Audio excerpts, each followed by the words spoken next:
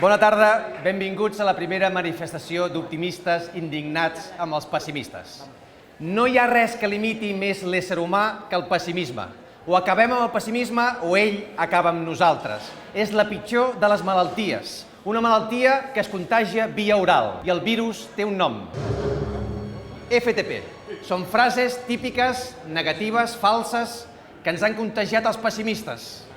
Jo n'he recopilat 100 FTPs. S'ha d'acabar amb totes elles. Són tòxiques, perjudiquen la nostra vida.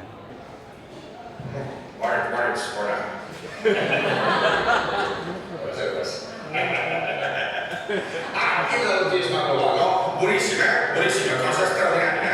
Tothom hauria de ser optimista, molt ben escrita, l'autor, un geni de l'hòstia, i guapo, tio, ostres, és guapo, no té tant cabell com jo, però guapo.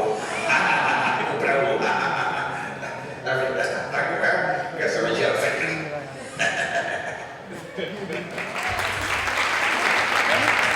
Es pot ser crític, reformista, contestatari, revolucionari, indignat, però mai pessimista.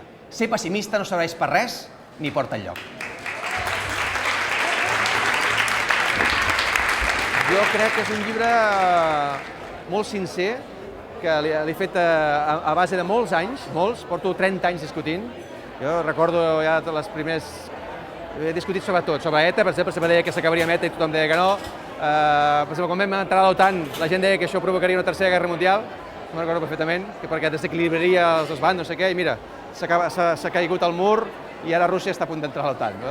He discutit sobre moltes coses, o gent que em deia que el Besòs i el Llobregat sempre estarien contaminats, que era irreversible, deien. Porto molts anys, o sigui, jo crec que darrere aquest llibre hi ha tota una vida.